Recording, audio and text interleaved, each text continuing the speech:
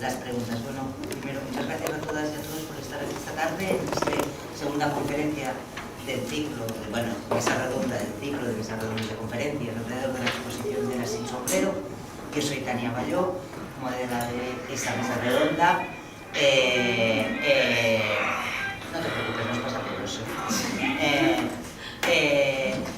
Bueno, entre otras muchas cosas, soy la directora del proyecto Las Sin Sombrero y comisaria de la exposición, que si no habéis visitado, pues podéis visitar, y si la habéis visitado, espero que os haya gustado. Y bueno, sin más, porque aquí vamos a hablar con 3 personas, creo que hoy es una mesa redonda realmente muy importante, porque al fin y al cabo pues, es el núcleo o la base de todo el trabajo en el que estamos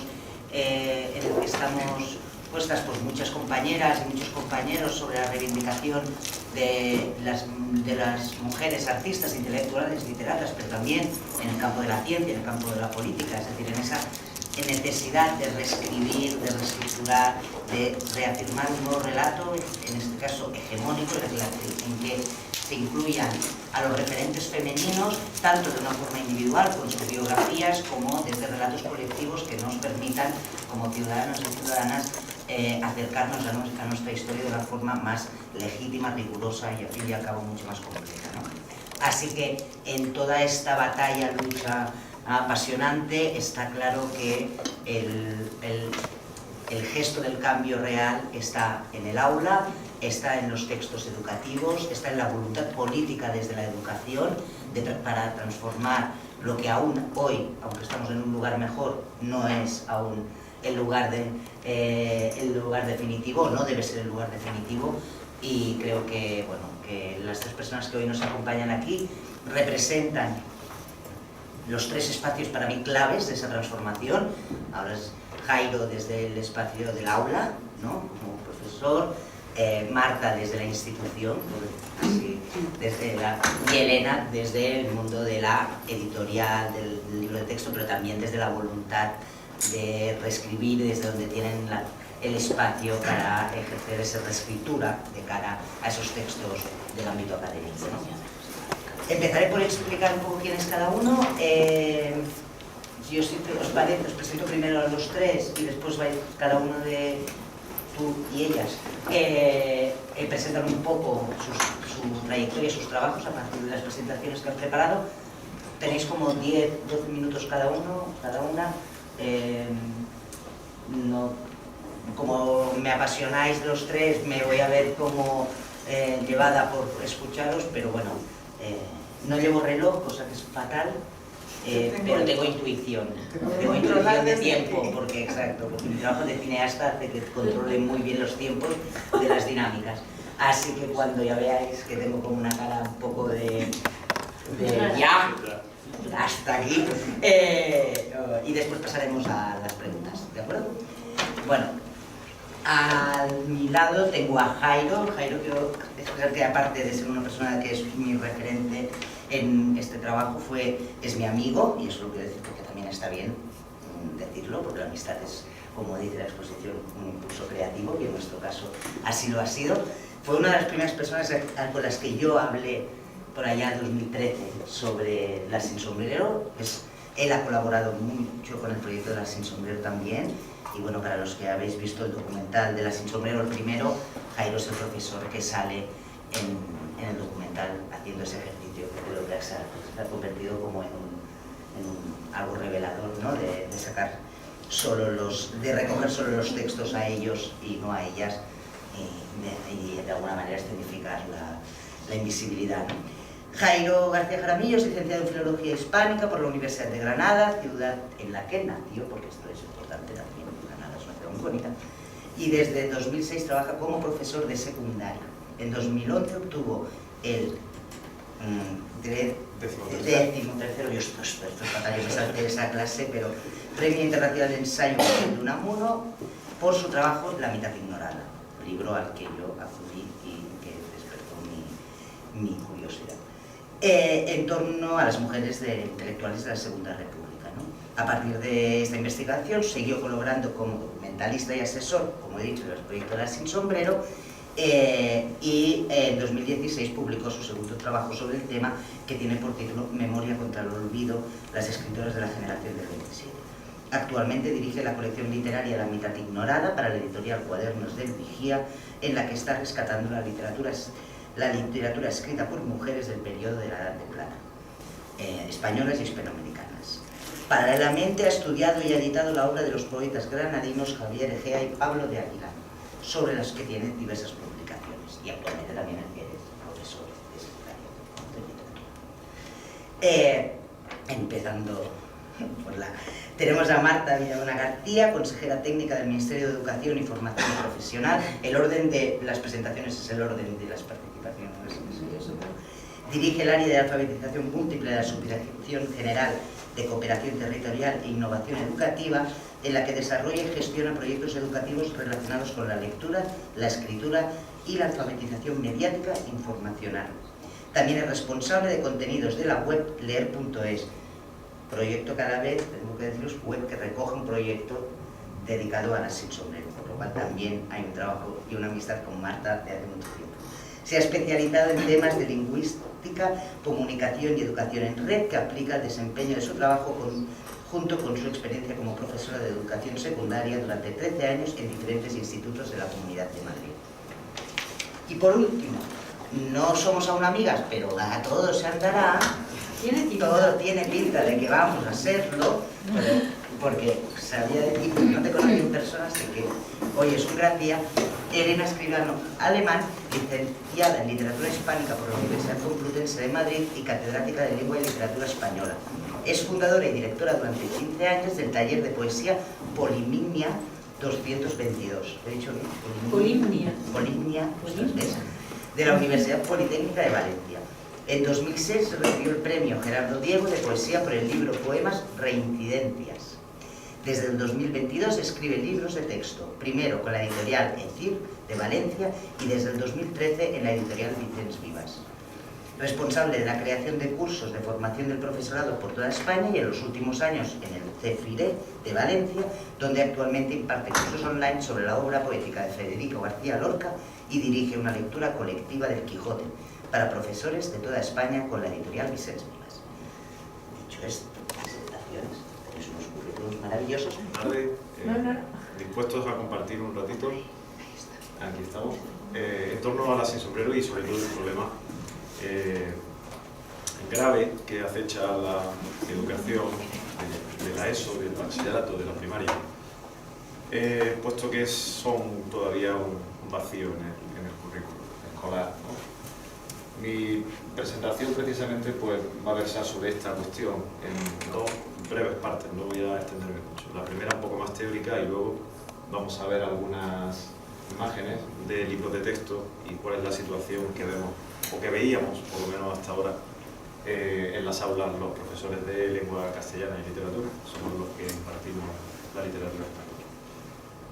Bueno, se hace necesario, en primer lugar, creo, para también centrar el debate de una forma un poco más técnica, en primer lugar, bueno, una breve definición de la escuela. La escuela, en principio, nosotros podríamos entenderla como el lugar de socialización segunda, puesto que el primero es la familia, y al mismo tiempo es una institución social compleja, yo diría incluso desde dentro, muy compleja en realidad, ¿no? De un lado es obvio que en ella hay un fuerte dirigismo que prioriza la socialización de los alumnos y alumnas, el papel socializador de los niños y de las niñas, para apuntalar innegablemente un orden hegemónico, un orden que se construye en torno a un territorio, a una nación, a un sistema de vida, a un universo cultural, si queremos a una lengua o a dos lenguas, dependiendo de la comunidad autónoma, ¿no?, de la que hablemos.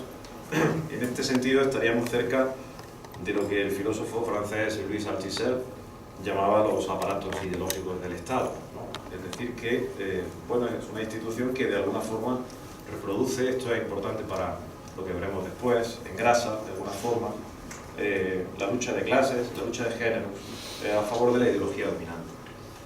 Esta sería una visión, digamos, de un lado. De otro lado, me gustaría recordar que en los sistemas democráticos, como el que nosotros vivimos, la escuela, pues también, como afirmaba María Zambrano, es el lugar privilegiado no es el único, pero es el lugar privilegiado en el que los seres humanos somos educados, es decir, donde podemos aspirar a la dignidad, a la libertad, mediante la formación y la cultura.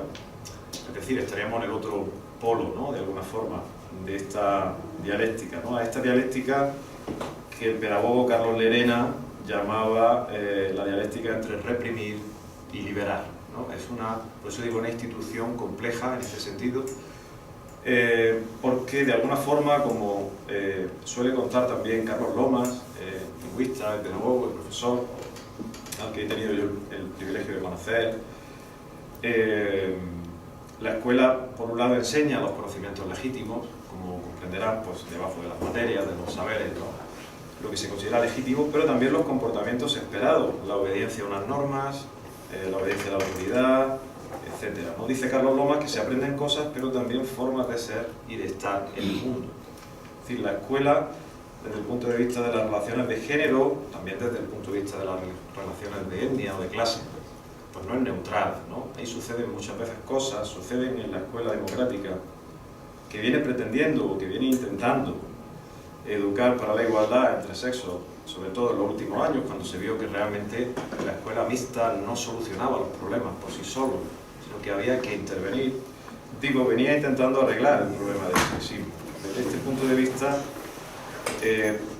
la escuela intenta corregir lo que es la ideología dominante de alguna forma y digamos, implanta en la base de nuestra cultura, en la base de la educación. Y claro, es difícil. ¿Por qué? Porque es difícil dejar a las puertas de la escuela lo que está en la sociedad. Por si fuera poco, decimos que el sexismo se aloja dentro de la escuela, aunque hemos avanzado bastante, como comentaba Tania, en multitud de prácticas escolares, entre ellas los currículos, pero también me gustaría referir la ocupación de espacios, la formación de grupos, los roles que asumen chicos y chicas en el aula, los roles que también ejercen los profesores dentro del aula, profesores y profesoras, los documentos oficiales que circulan y, por supuesto, está la cuestión de los currículos escolares en los que vamos a centrarnos, la cuestión de los libros de texto. Me gusta también repetir lo que alguna vez le he escuchado a Guadalupe Jover en torno a que los currículos no son neutrales tampoco, ¿no? Parten de unos presupuestos ideológicos que están en la base, a veces de una forma sutil o, si se quiere, inconsciente, pero muy palpable si se pone uno a estudiarlo, a leerlo con atención, ¿no? En este sentido, bueno, pues los docentes, los currículos, los libros de texto es la conclusión a la que quería llegar para ver el material que vamos a proyectar de los libros de texto, transmiten más de lo que enseñan. Yo creo que aquí está un poco la clave. A mí me gusta repetir siempre que se trata de puntos ciegos en los que muchas veces el docente no repara. El docente a veces no puede advertir, no puede controlar todo esto que llamamos también el currículum oculto, una serie de circunstancias que suceden, pero también de materiales que utiliza, que nunca le han hecho plantearse los efectos, las consecuencias que tiene esa educación. Y a mí siempre me ha llamado la atención, desde que empecé en 2006 a trabajar, en torno a 3 posibles interrogantes, ¿no?, que les planteo para, si alguno de ustedes seguramente será docente, y no lo ha hecho alguna vez, que es raro porque solemos darle vuelta a las cosas, ¿no? Aunque no nos dejan mucho tiempo, también esto es cierto. Son 3 interrogantes con los cuales, bueno, son más preguntas retóricas para avanzar hacia la segunda parte, ¿no? ¿Somos conscientes, quienes enseñamos, de que estamos reproduciendo sexismo en el aula sin quererlo? A mí se me ocurren a veces comentarios muy sencillos. Por ejemplo, este profe que va por el aula y de pronto le dice al chiquillo: está ya grande, con 14 años, tú tendrás ya novia, ¿no? Entonces, este tipo de comentarios tan sencillos, no, a mí me gustaría que muchas veces pudiera el alumno responder: no, lo que tengo es novio, ¿no? Por ejemplo, este tipo de cosas muchas veces no nos damos cuenta, son prácticas que están flotando en el ambiente, a menudo en las aulas, ¿no?, y que hacen, digamos, que nos replanteemos muchas veces las cosas que hacemos. El segundo interrogante sería: ¿qué estamos transmitiendo a las nuevas generaciones? Y si queremos realmente construir una escuela democrática, esta pregunta yo creo que es clave, ¿no? Y en tercer lugar, ¿por qué no hablamos de las cosas que deberíamos hablar en el aula? Y yo creo que esta es un poco la pregunta que a mí me llevó a plantearme lo que yo enseñaba, ¿no? en clase, ¿no? Y bueno, esto es una de las cosas que quería mostrar, ¿no? De llegar a ese interrogante. Si enseñamos realmente lo que nosotros queremos. Creo que esto debe verse. Un par de citas, si me permiten, pero creo que bastante suculentas, de teóricos del currículum que han trabajado bastante en estas cuestiones. La primera es que el currículum no es algo natural, es una construcción artificial que se construye desde el poder político, desde una cierta demanda social, claro está, ¿no? Podríamos incluir también intereses económicos, ¿no? Que están en el fondo también muchas veces de las decisiones que se toman. También creo que hay injerencias religiosas, ¿no? Que nadie puede olvidar, ¿no? En estas cuestiones. Pero lo más importante quizá de la cita es lo que viene a continuación, ¿no? Y es que el sistema se autoperpetúa. Es decir, no es que el profesor o la profesora no quieran enseñar mejor, sino que muchas veces reproducen lo que han aprendido. Y como a las mujeres de la generación del 27 no las estudiaron, probablemente no las estudiaron en primaria, probablemente tampoco en secundaria, probablemente tampoco en bachillerato y probablemente tampoco en la universidad, pues no saben enseñarlas porque desconocen o desconocían, por lo menos hasta hace unos años, de su existencia. La segunda cita, si esto arranca, creo que sí, era de Michel Epaule, donde comenta que el 75% del tiempo que usan los estudiantes de primaria y secundaria en clase y el 90% en casa haciendo las tareas, los deberes, etcétera, se centra o está ocupado todavía desde una centralidad educativa sorprendente para muchos de los que ejercemos esta profesión por el libro de texto. Que muchas veces queremos sustituirlo, intentamos hacerlo, ¿verdad? Pero las propias familias a veces lo demandan, ¿no? Está muy bien lo que usted está explicando, pero mi niño, ¿dónde se lo estudia? ¿Qué libro? ¿Qué páginas son las que se tiene que estudiar para la prueba, para el examen, ¿no? Entonces, este que no es un estudio nuevo, sin embargo, 30 o 40 años después de ser publicado, creo que tiene plena vigencia, ¿no? Aunque algunas cosas evidentemente se están transformando. A continuación, bueno, el estudio de Ana López Navarra, de la que estábamos hablando hace un momento, es un estudio decisivo, yo creo, en el avance hacia la construcción de una nueva forma de ver las cosas, ¿no?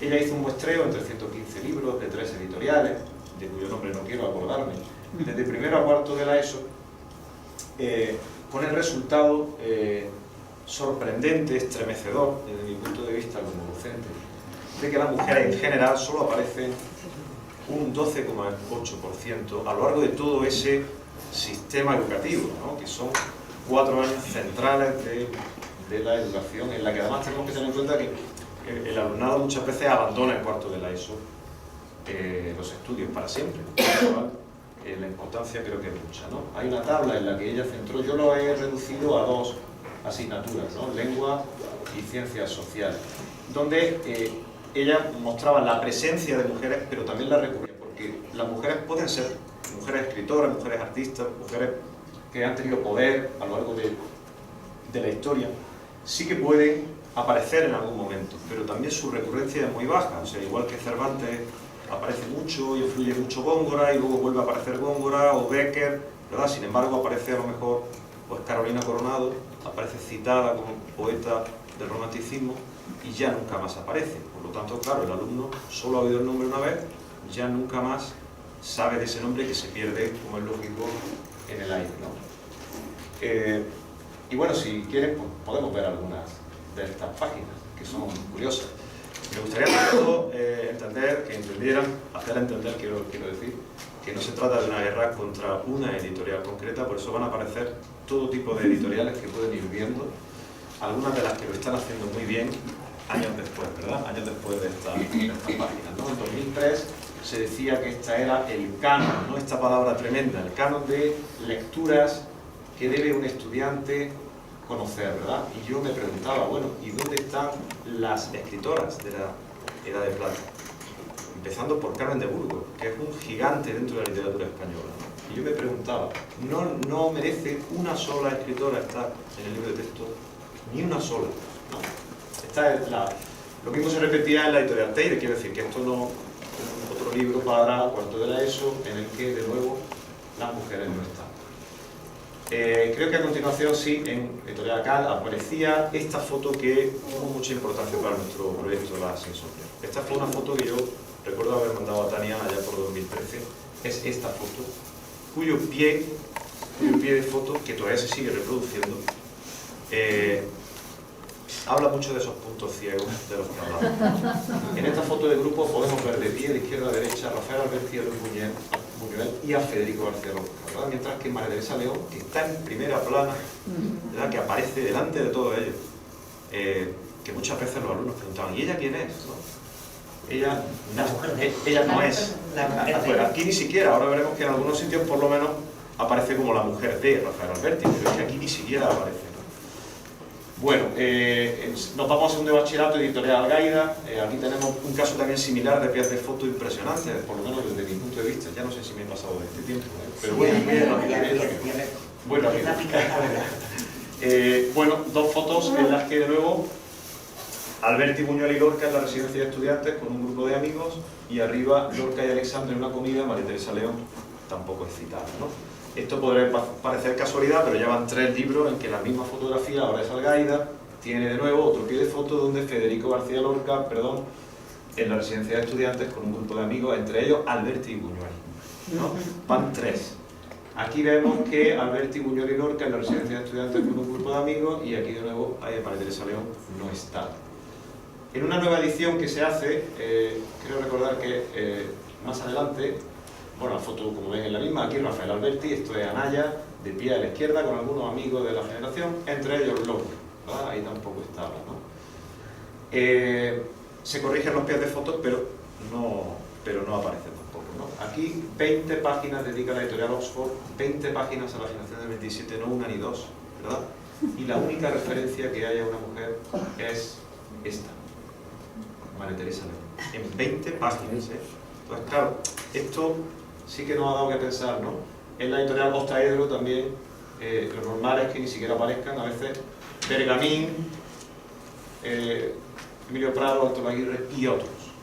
Ni siquiera hay otras, ¿no? Que podría haber puesto, a lo mejor, para dar un poco pie a la imaginación, ¿no? Aquí está María Teresa León, que aparece a propósito, por supuesto, de su marido. Estamos en 2008, editorial Teide, ¿no? Escritora María Teresa León.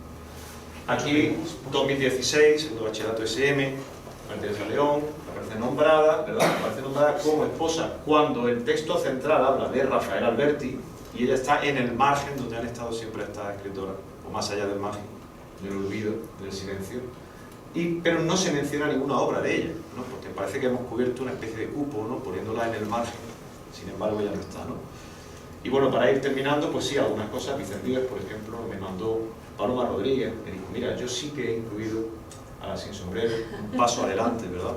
Es cierto que están al final de una unidad, en la parte oral, que mi madre está muy contenta porque decía aquí, Jairo habla de dos olvidos, mi madre, si sale en el libro que estarás contento, ¿verdad? Pero es verdad que bueno, quizá no es el lugar todavía, ¿no? Pero bueno, ya suponía un avance, ¿no?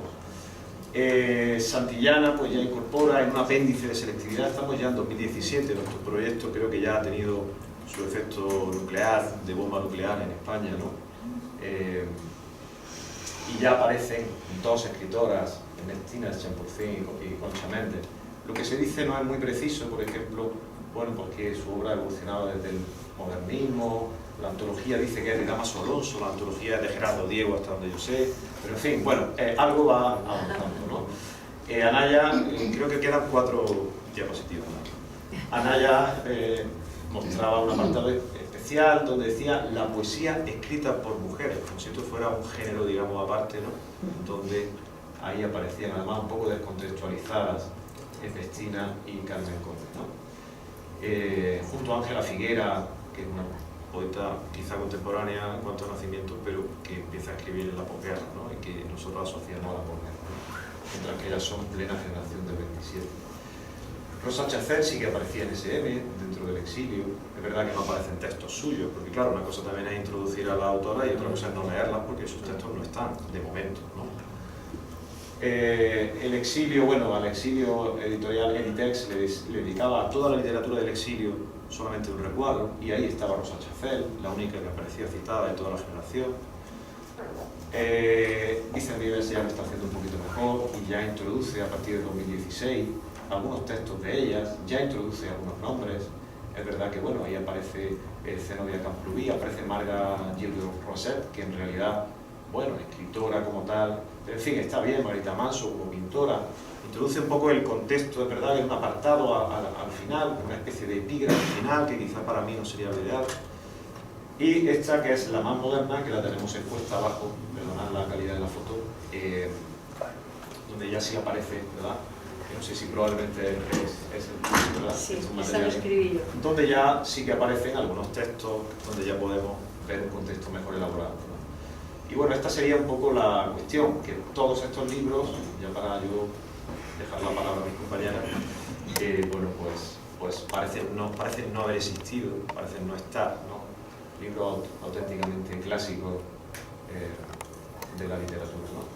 Y la generación, pues nosotros preferimos, como saben, transformarlo en esta otra foto. Se podía haber elegido como foto generacional otro tipo de fotografías donde ellas sí que estaban junto a Cernuda, Lorca, Neruda, etc., ¿no? Algunas fotos donde ellas sí, ¿no? Sin embargo, se hizo viral en su momento, ¿verdad? Como hoy diríamos, la foto canónica, donde ellas no están, ¿no? Nosotros preferimos fotos más ricas. Para acabar, y nada, pasar la palabra a mis compañeras, pues nosotros creemos que estamos educando así, pero en realidad lo que estamos haciendo es esto otro. Así que, bueno, esto sería por mi parte. Las mujeres pueden ser mujeres escritoras, mujeres artistas, mujeres que han tenido poder a lo largo de la historia, sí que pueden aparecer en algún momento, pero también su recurrencia es muy baja. O sea, igual que Cervantes aparece mucho y influye mucho Góngora y luego vuelve a aparecer Góngora o Becker, ¿verdad? Sin embargo, aparece a lo mejor pues Carolina Coronado, aparece citada como poeta del romanticismo y ya nunca más aparece. Por lo tanto, claro, el alumno solo ha oído el nombre una vez, ya nunca más sabe de ese nombre que se pierde, como es lógico, en el aire, ¿no?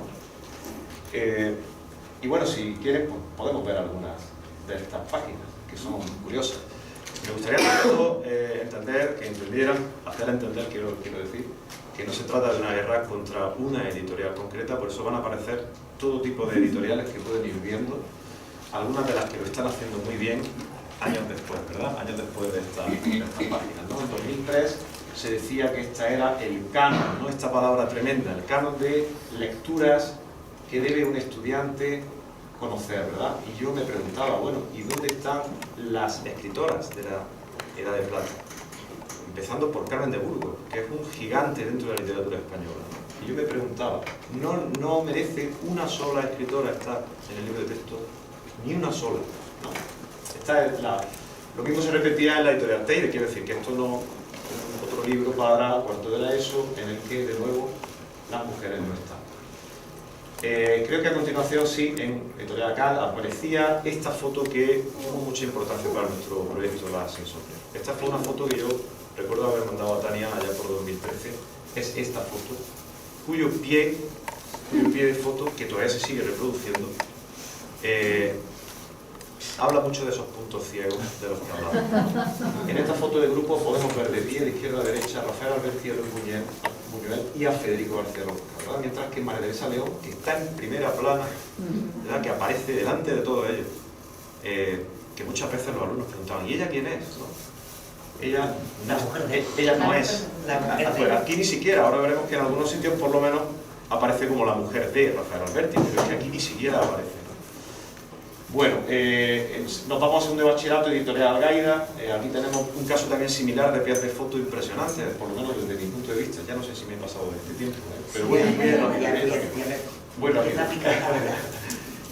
bueno, dos fotos en las que de nuevo Alberti, Buñuel y Lorca en la residencia de estudiantes con un grupo de amigos, y arriba Lorca y Alexandre en una comida. María Teresa León tampoco es citada, ¿no?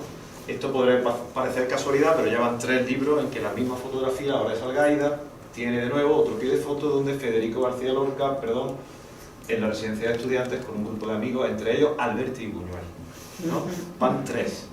Aquí vemos que Alberti, Buñuel y Lorca en la residencia de estudiantes con un grupo de amigos, y aquí de nuevo María Teresa León no está. En una nueva edición que se hace, creo recordar que más adelante, bueno, la foto como ven es la misma, aquí Rafael Alberti, esto es Anaya, de pie a la izquierda con algunos amigos de la generación, entre ellos López, ¿verdad? Ahí tampoco estaba, ¿no? Se corrigen los pies de fotos, pero no aparece tampoco, ¿no? Aquí 20 páginas dedica la editorial Oxford, 20 páginas a la generación del 27, no una ni dos, ¿verdad? Y la única referencia que hay a una mujer es esta, María Teresa León, en 20 páginas, ¿eh? Entonces, claro, esto sí que nos ha dado que pensar, ¿no? En la editorial Ostraedro también, lo normal es que ni siquiera aparezcan, a veces, Bergamín, Emilio Prado, Arturo Aguirre y otros. Ni siquiera hay otras, ¿no?, que podría haber puesto, a lo mejor para dar un poco pie a la imaginación, ¿no? Aquí está María Teresa León, que aparece a propósito, por supuesto, de su marido. Estamos en 2008, editorial Teide, ¿no? Escritora María Teresa León. Aquí, 2016, el bachillerato SM, María Teresa León, aparece nombrada, ¿verdad? Aparece nombrada como esposa cuando el texto central habla de Rafael Alberti y ella está en el margen donde han estado siempre estas escritoras, o más allá del margen, del olvido, del silencio, pero no se menciona ninguna obra de ella, ¿no? Porque parece que hemos cubierto una especie de cupo, ¿no?, poniéndola en el margen, sin embargo ya no está, ¿no? Y bueno, para ir terminando, pues sí, algunas cosas. Vicente Vives, por ejemplo, me mandó Paloma Rodríguez, me dijo, mira, yo sí que he incluido a la Sin Sombrero, un paso adelante, ¿verdad? Es cierto que están al final de una unidad, la parte oral, que mi madre está muy contenta porque decía aquí, Jairo habla de dos olvidos, mi madre, si sale en el libro que estarás contento, ¿verdad? Pero es verdad que bueno, quizá no es el lugar todavía, ¿no? Pero bueno, ya suponía un avance, ¿no? Santillana pues ya incorpora en un apéndice de selectividad, estamos ya en 2017, nuestro proyecto creo que ya ha tenido su efecto nuclear, de bomba nuclear en España, ¿no? Y ya aparecen dos escritoras, Ernestina Champurcín y Concha Méndez. Lo que se dice no es muy preciso, por ejemplo, bueno, porque su obra ha evolucionado desde el modernismo, la antología dice que es de Damaso Alonso, la antología es de Gerardo Diego, hasta donde yo sé, pero en fin, bueno, algo va avanzando, ¿no?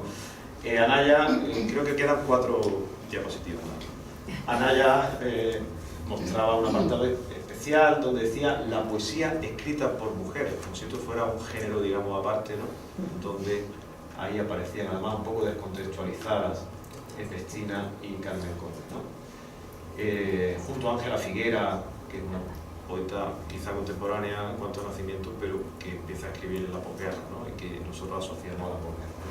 Mientras que ellas son plena generación del 27. Rosa Chacel sí que aparecía en SM, dentro del exilio. Es verdad que no aparecen textos suyos, porque claro, una cosa también es introducir a la autora y otra cosa es no leerlas, porque sus textos no están, de momento, ¿no? El exilio, bueno, al exilio editorial Editex le dedicaba a toda la literatura del exilio solamente un recuadro, y ahí estaba Rosa Chacel, la única que aparecía citada de toda la generación. Vicente Vives ya lo está haciendo un poquito mejor y ya introduce a partir de 2016 algunos textos de ellas, ya introduce algunos nombres. Es verdad que bueno, ahí aparece Zenobia Camprubí, aparece Marga Gildo Roset, que en realidad, bueno, escritora como tal, pero en fin, está bien. Marita Manso como pintora, introduce un poco el contexto, es verdad que es un apartado al final, una especie de epígrafe final, que quizá para mí no sería lo ideal. Y esta, que es la más moderna, que la tenemos expuesta abajo, perdonad la calidad de la foto, donde ya sí aparece, ¿verdad? Que no sé si probablemente es el texto, ¿verdad? Sí, esa lo escribí yo. Donde ya sí que aparecen algunos textos, donde ya podemos ver un contexto mejor elaborado, ¿no? Y bueno, esta sería un poco la cuestión, que todos estos libros, ya para yo dejar la palabra a mis compañeras, bueno, pues parecen no haber existido, parecen no estar, ¿no? Libros auténticamente clásicos de la literatura, ¿no? Y la generación, pues nosotros preferimos, como saben, transformarlo en esta otra foto. Se podría haber elegido como foto generacional otro tipo de fotografía donde ellas sí que estaban junto a Cernuda, Lonca, Neruda, etcétera, ¿no? Algunas fotos donde ellas sí, ¿no? Sin embargo, se hizo viral en su momento, ¿verdad? Como hoy diríamos, la foto canónica, donde ellas no están, ¿no? Nosotros preferimos fotos más ricas. Para acabar, y nada, pasar la palabra a mis compañeras, pues nosotros creemos que estamos educando así, pero en realidad lo que estamos haciendo es esto, otro. Así que, bueno, esto sería por mi parte.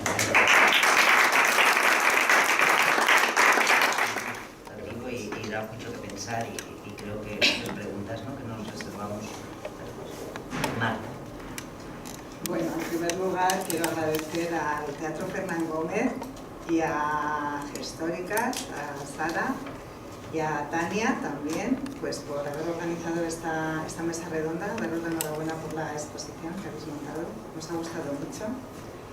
Y por esta mesa en la que, bueno, pues se da voz efectivamente pues a docentes, los tres somos docentes. Bueno, los tres también, veo, somos filólogos hispánicos, somos profesores de lengua y literatura. Y me parece muy acertada esta mesa que habéis propuesto pues para que hablemos cada uno pues desde nuestra posición, lo que ha supuesto también este proyecto para nosotros, incluso para el Ministerio. El comienzo de este proyecto es cuando llega Tania al Ministerio en 2015. Nos presenta un proyecto, nos gusta muchísimo, vemos que es necesario, efectivamente, y en 2016 hacemos la presentación del primer proyecto. Ahora os voy a enseñar la web donde está colgado ese proyecto y todo el trabajo que hemos hecho. Y este año, bueno, entre el año pasado y hicimos una ampliación de la Sin Sombrero, pues porque la nómina de estas mujeres se ha ido ampliando, se ha ido recopilando más información sobre ellas, hemos estado también trabajando con Jairo, y bueno, esto está a disposición de la comunidad educativa y de todo aquel o aquella que esté interesada en saber más de la labor que han hecho estas mujeres y que efectivamente ha estado invisibilizada durante tantísimos años. Efectivamente, yo cuando estudié filología no se hablaba de ellas, bueno, cuando estudié en el instituto, yo tuve profesores buenos de lengua y literatura, pero claro, era lo que ellos me contaban y pues tú asumes al final en el aula pues lo que te cuentan. Entonces, bueno, para que conozcáis primero el proyecto os voy a enseñar un vídeo para que veáis dónde está y que estamos súper orgullosos de él.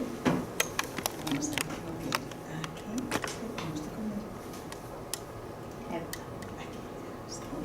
Es que se me va el Aquí en el papel.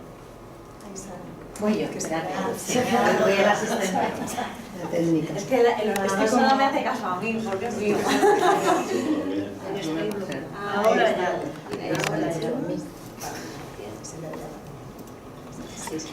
Vamos primero al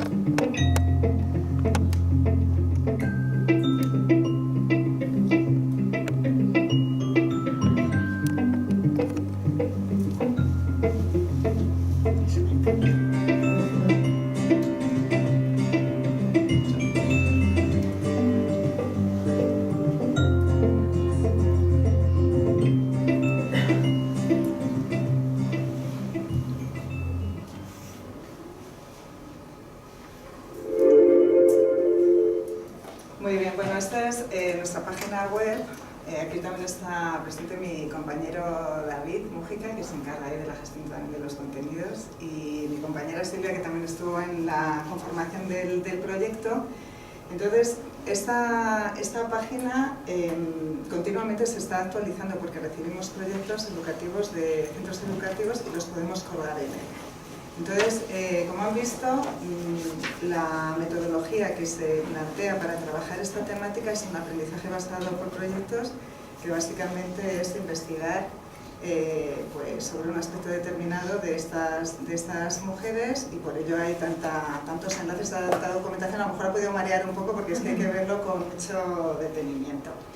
Bien, pues como también les decía, hicimos una ampliación y bueno, también les voy a poner, a ver, vamos a mejor me coloco aquí. Gracias.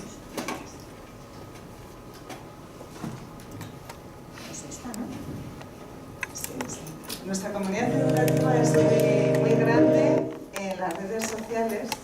Entonces, claro, para nosotros es muy importante la difusión, porque realmente esto es una página web de un servicio público como es el Ministerio, y todos los proyectos que hagamos pues tienen que tener su impacto y largo alcance. Y este proyecto lo tiene. He traído anotadas algunas estadísticas, porque por eso estamos tan orgullosos. Y bueno, entre las descargas del proyecto educativo son más de 15.000 descargas. Ha tenido más de 350.000 visitas al proyecto web. Entre las más buscadas, sobre todo fueron las primeras que pusimos en la web, o sea que pusimos más información sobre ellas. Y bueno, utilizamos estas píldoras audiovisuales pues, para dar a conocer, para visibilizar.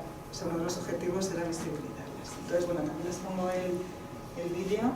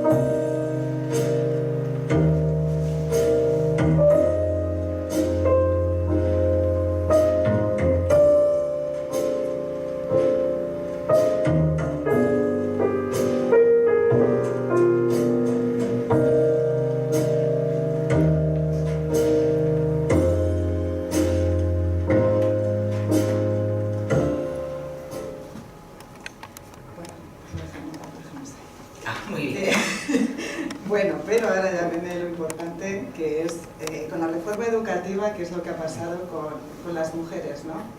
Pero antes de nada también quiero hablar de otro hito que sucedió este mismo año. En general en las instituciones educativas es como muy difícil decir qué prioridad tenemos. Pero este año, pues por el Día de la Mujer, pues sí que tuvieron una prioridad y fueron las sin sombrero, como el tema escogido pues para celebrar el Día de la Mujer. Para nosotros esto tiene enorme importancia porque tiene mucho impacto en cuanto a la visibilización. Entonces, bueno, esto lo quería comentar.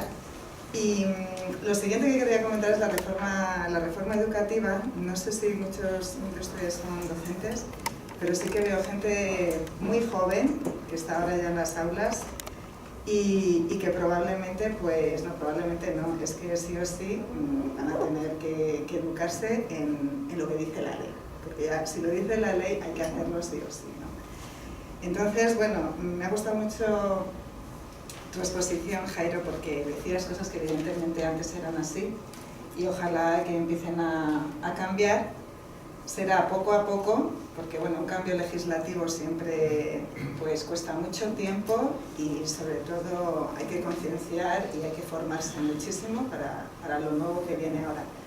Entonces, en cuanto a la visibilización y a la perspectiva de género, la nueva ley educativa, la LOMLOE, la conocida como LOMLOE, que se aprobó a finales de diciembre, pues el segundo enfoque que se da a la ley, que se explica en el preámbulo, el primero es el enfoque de los derechos de la infancia, el segundo enfoque es el de la igualdad de género. O sea, para que vean lo importante que es, cómo se ha priorizado este tema, que a lo largo de tanto de la ley como de los reales decretos, que son los que dicen qué es lo que hay que dar, la normativa básica de lo que hay que dar o cómo hay que tienen que aprender los alumnos en las aulas, pues ya aparece ahí, ¿no? Entonces, bueno, he traído aquí algunas notas que son muy importantes. Es muy importante leerse la ley, porque ahí es donde uno puede decir, es que esto hay que hacerlo, sí o sí, lo dice la ley, ¿no? Entonces, por ejemplo, en una de las disposiciones en las que se dice que se añade la necesidad de que la comunidad educativa tenga un conocimiento profundo de la historia de la democracia en España, y más adelante dice, el estudio de la memoria democrática deberá plantearse, en todo caso, desde una perspectiva de género, haciendo especial hincapié en la lucha de las mujeres por alcanzar la plena ciudadanía.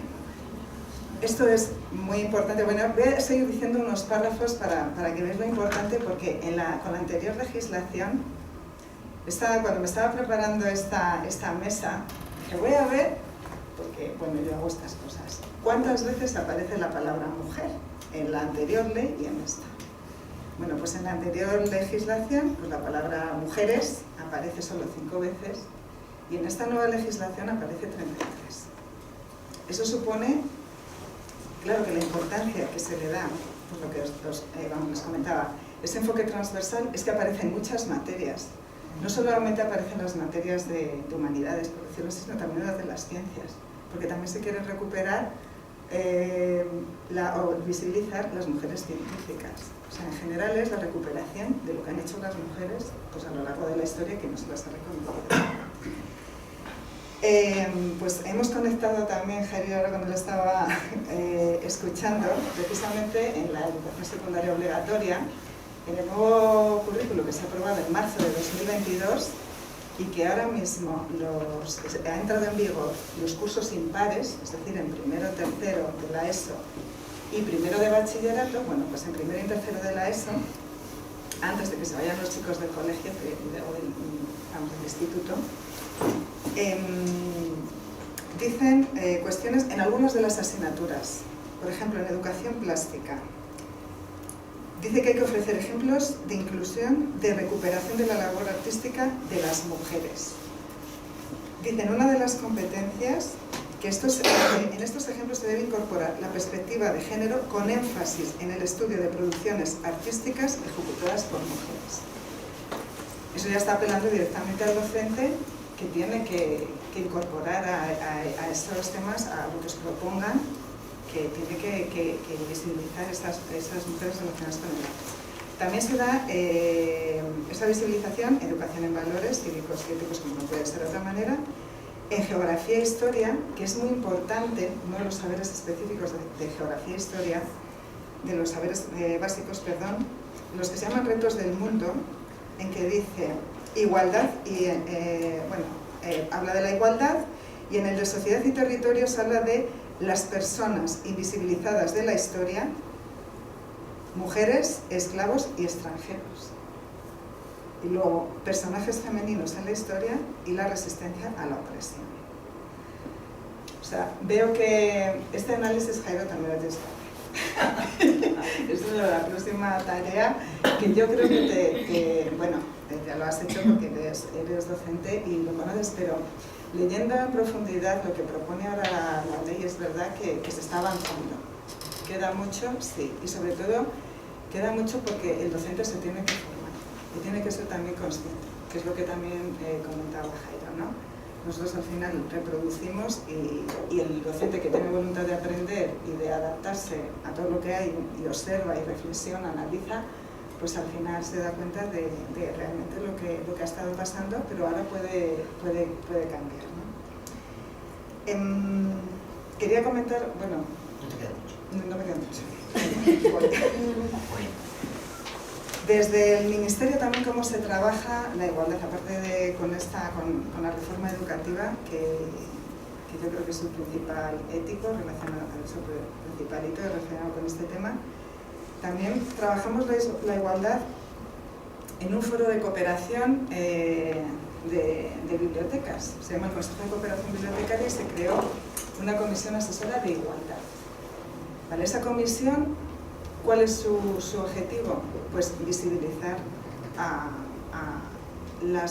la igualdad o aportar perspectiva de género a las colecciones de las bibliotecas, de todo tipo de bibliotecas, desde las bibliotecas públicas, especializadas, universitarias y las escolares. Y aquí es donde educación entra en juego.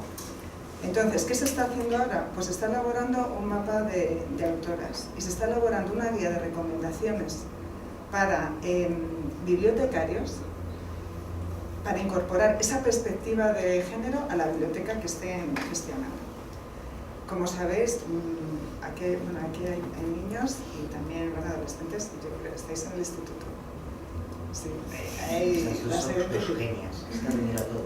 Es que me encanta, claro, pues muy bien. Bueno, pues a bibliotecas escolar de vuestro instituto, le podéis decir a vuestro profesor o profesora responsable que van a salir unas recomendaciones pues, para formar una biblioteca con perspectiva de género. Esta comisión lleva trabajando desde el 2019, 2020. Lo que pasa que, bueno, con todo lo de la pandemia es verdad que todo se ha ralentizado un poco, pero lo estamos cogiendo otra vez con bastante fuerza. Entonces, bueno, luego os voy a hacer yo unas preguntas a vosotros. Me vas a ver aquí la vena profesional.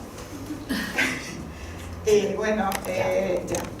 Bueno, luego ya seguimos. Ya seguimos. Gracias.